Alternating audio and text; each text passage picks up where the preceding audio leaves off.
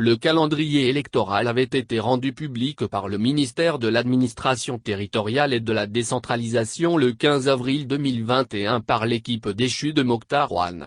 La situation a évolué depuis. La tenue des élections, de toutes les élections à la date indiquée, est un sujet qui fait débat au sein de l'opinion nationale en ces temps-ci. Les citoyens sont divisés sur la tenue ou non des élections générales selon le premier calendrier annoncé. Le chronogramme présenté dans le plan d'action, PAG, de l'équipe de l'ancien Premier ministre, Mokhtar Ouane, indiquait que les élections devraient se dérouler normalement comme suite: scrutin référendaire, le 31 octobre 2021, l'élection des conseillers des collectivités, c'est-à-dire des conseillers communaux et des conseillers du district de Bamako, le dimanche 26 décembre 2021, l'élection couplée du président de la République et des députés à l'Assemblée nationale, le dimanche 27 février 2022, les seconds tours le dimanche 13 mars et dimanche 20 mars 2022. Ce programme établi serait sans aucun doute mis en cause à cause de l'insécurité qui grandit sur l'ensemble du territoire national.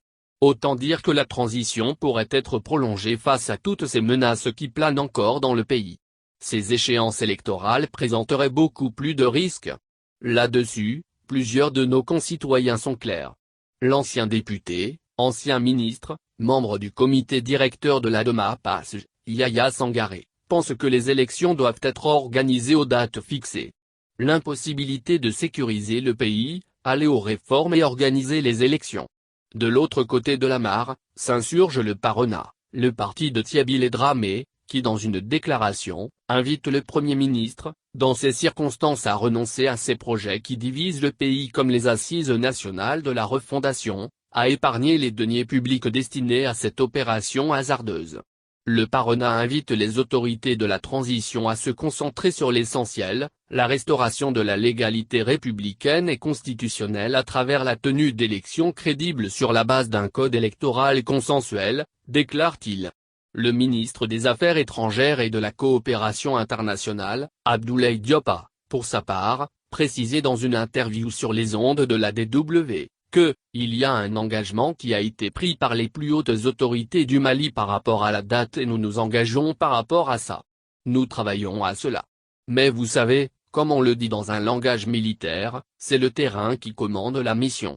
Mais tout dépendra de l'évolution du terrain et le terrain est jonché d'un certain nombre de défis. Le premier étant le défi sécuritaire. Le gouvernement du Mali fait de son mieux et est à pied d'œuvre pour pouvoir avoir un maillage complet du territoire. En tout cas, faire en sorte que les élections se tiennent partout où cela est possible, où il y a des tensions intercommunautaires qui existent dans plusieurs localités du centre. Il y a les activités de groupes criminels et terroristes dans le nord du pays et donc nous nous évertuons à contrôler tout cela avec l'appui des pays amis et nos partenaires par rapport à cette situation sécuritaire, a-t-il laissé entendre.